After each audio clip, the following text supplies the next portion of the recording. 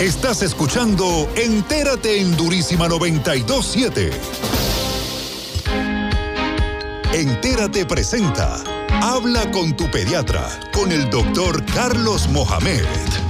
7 de la mañana, 33 minutos en este miércoles. Muy esperada la entrevista con el doctor Carlos Mohamed, el médico pediatra puericultor con más de 30 años de experiencia. Es un placer conversar con usted nuevamente, doctor, en esta mañana de este 3 de mayo. Agradable amanecer y bueno, agradable será el tema que vamos a abordar hoy. Bienvenido, doctor. Gracias, Jesús. Bueno, contento, un placer estar para mí con ustedes aquí como todos los miércoles, en compañía tuya y de nuestro amigo Jeffrey Villamarín en los controles. Así es. Bueno, doctor, es un placer tenerle y como decía, siempre miércoles a miércoles abordamos temas de interés de todos y es que nos atañe este tema del paludismo. Hemos revisado las informaciones del gobierno nacional acerca de la lucha contra el paludismo, sobre todo para el tema de prevención. Ok, entonces, pero queremos que usted nos defina, por favor, qué es el paludismo, porque siempre vemos mucha información dentro de las redes y no nos detenemos a leer porque, bueno, simplemente o por descuido, simplemente porque nos fijamos en las imágenes que allí publican, pero no en el contenido de la información. Por favor. Sí, así es, Jesús. Mira, estamos tocando este tema del paludismo porque la semana pasada se celebró el 25 de abril, específicamente el Día Internacional del Paludismo. Muy bien. La Organización Mundial de la Salud decretó este día en conmemoración por la lucha que hay contra el paludismo a nivel mundial, porque es un problema mundial, de verdad que sí. Mira, por lo menos en el año 2021 se registraron más de 200 millones de casos en todo el mundo. Imagínese. Y hay una mortalidad entre 1 y 2 millones de personas mueren anualmente por paludismo. Es una enfermedad febril, igual que todas, de origen parasitario, específicamente producida por un parásito que es el Plasmodium, en sus 4 tipos, 4 variedades. Realmente el Plasmodium es un parásito que está en la naturaleza, hay más de 150 especies, pero solamente atacan al hombre 4 especies. ¿Okay? De esas 4 especies, la más grave es la falciparum, Plasmodium falciparum. Pero hay otras, la malaria, el oval y la vivax, que son las que afortunadamente son las que gravitan frecuentemente aquí en el país. Nosotros en Venezuela, lamentablemente, hemos tenido un repunte desde el 2005, 2010 hacia acá. Fíjate tú que por lo menos en el 2010 hubo 45,000 casos en el año en Venezuela. En el 2015 esa cifra aumentó muchísimo a 100 y pico mil casos, casi el triple o 4 veces. Después, en el 2017 hubo un pico tan grande que llegamos a reportar hasta más de 400,000 casos. Es un récord histórico aquí en Venezuela. Increíble. Que nosotros nunca habíamos visto tantos casos de malaria o paludismo, que son sinónimos. Y ahorita últimamente se logró reducir y el gobierno lo vende como algo muy bueno. Mira, redujimos en más de 50% el paludismo. Claro, ya no tenemos 400 y pico, ahora tenemos 100 y pico mil casos. Sigue siendo algo extremadamente alto. Y lo que quiero llamar la atención es que para la gente que nos está escuchando, es que aquí en el municipio de Sucre ya también llegó el paludismo. Aquí comenzó un foco en la población de Bumbón, específicamente en Santa Marta, donde está la población indígena que vino de Apure, de Apure. Muy bien. Todo lo que es la zona de Apure, Bolívar, Amazonas, es una zona endémica para paludismo. Eso le iba a decir, doctor, porque es que cuando hablamos de paludismo o escuchamos la palabra paludismo o malaria, lo relacionamos con el campo minero. Así es. Sí, porque en el estado de Bolívar, donde está la minería, que hubo un boom de minería ahorita últimamente, por eso es que han aumentado los casos. No porque el zancudo haya salido de su medio y se vino para acá, no. Si nosotros invadimos el medio, invadimos el sitio donde está el zancudo que porta el plasmodio, y entonces aumentaron muchísimo los casos. De hecho, en el estado de Bolívar, el 60-70% de los casos que se reportan en Venezuela son del estado de Bolívar. Bolívar, Amazonas, son las zonas más endémicas.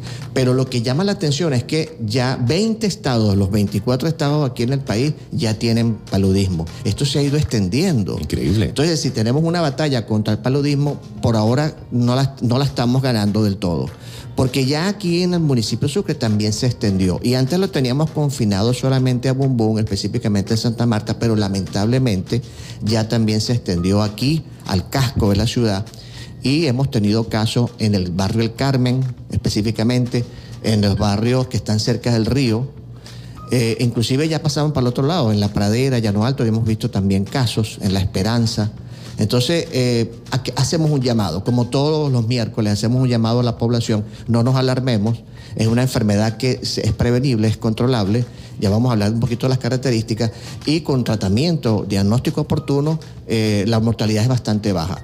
Afortunadamente en nuestro país y aquí en esta zona no hemos tenido casos de mortalidad por paludismo, ¿ves? Muy o sea, en ese sentido estamos bien porque tenemos una buena, en eso sí, verdad que hay que reconocerlo, el diagnóstico se ha llevado a todos los niveles, en los ambulatorios, aquí en el hospital hacemos pruebas para descartar paludismo y hemos podido diagnosticar temprano y a tiempo esta enfermedad. Bueno, hablaba usted de que es una enfermedad febril. Aparte de la fiebre, ¿qué otro síntoma presenta el paciente? ¿Qué dolor en algún área de su cuerpo o de repente afecte algún órgano específicamente esa enfermedad? Así es, mira, la fiebre del paludismo, para la gente que nos está escuchando, es una fiebre demasiado fuerte, que da 2 o 3 días, es terciaria, es cuaternaria, depende del plasmodium que estemos. Muy bien. Y da muy fuerte, entonces da con mucho escalofrío y mucha sudoración posteriormente. Eso es algo que nos llama la atención. Y generalmente se manifiesta en determinadas horas del día, sobre todo en las horas vespertinas, tarde-noche. Y el día lo pasa relativamente bien. Entonces, es una característica importante de la fiebre en estos casos del paludismo, que hay que sospecharla cuando el paciente tiene mucho escalofrío y sudoración.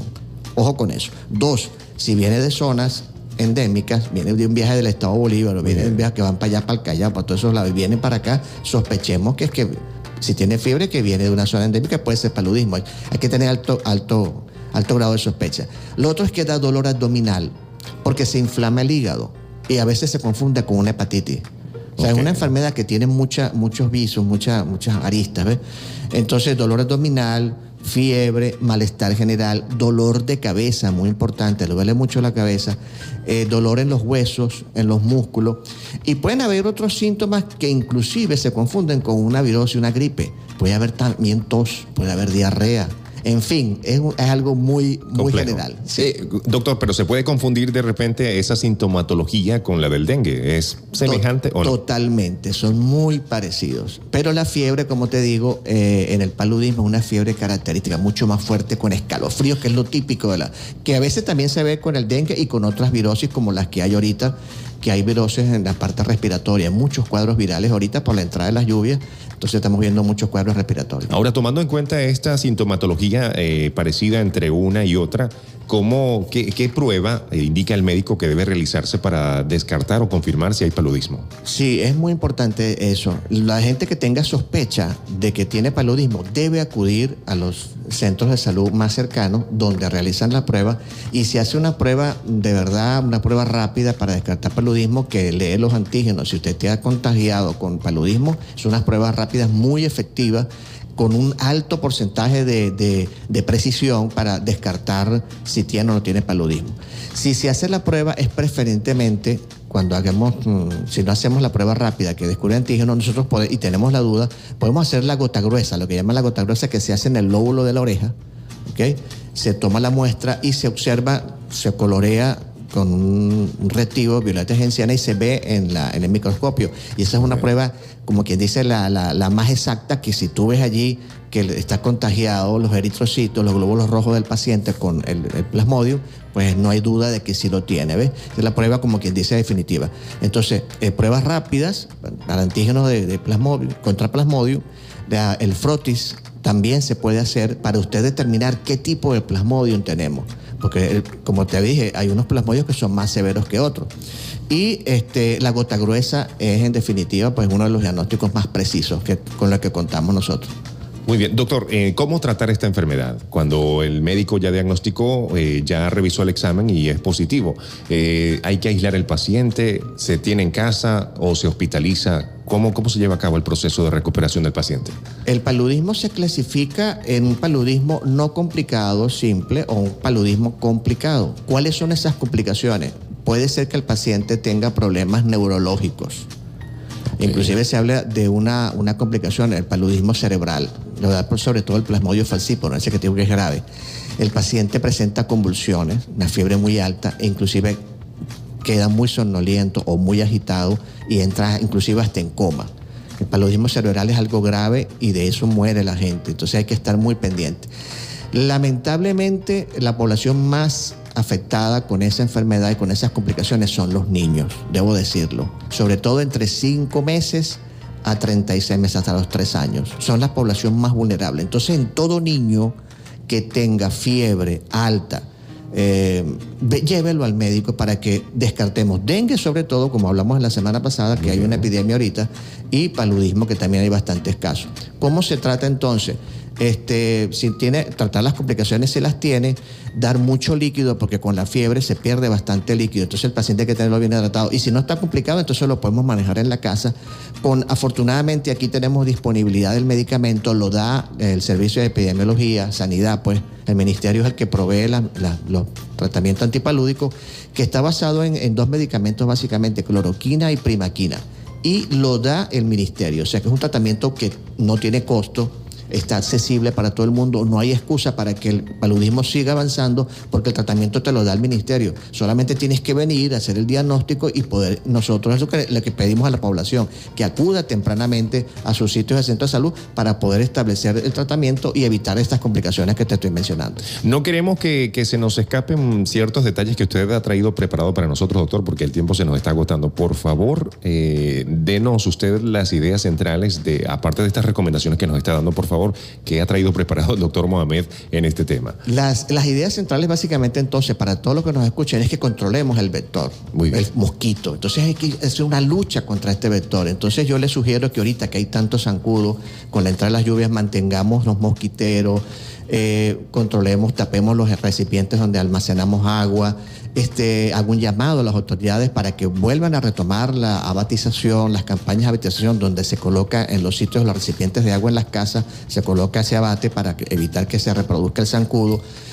Hacer labores de saneamiento ambiental es importantísimo, y con todas estas medidas podemos controlar el vector y controlar esta enfermedad que nos aqueja. Doctor, muchísimas gracias. Siempre es un placer que usted venga a allanarnos el camino en estos temas de salud pública, y bueno, gracias por acompañarnos siempre en esta sección. Mi llamado, aprovecho la oportunidad para invitarlos a la Clínica Coromoto, donde estamos allí todos los días, laboramos de lunes a sábado en las mañanas, estamos a la orden. Mi teléfono es el 0424-593-1575, repito, 0424-593-1575. Estamos a la orden. Gracias, Jesús. Gracias, doctor. Era el doctor Carlos Mohamed, médico pediatra puericultor con más de 30 años de experiencia en nuestro municipio Antonio José de Sucre.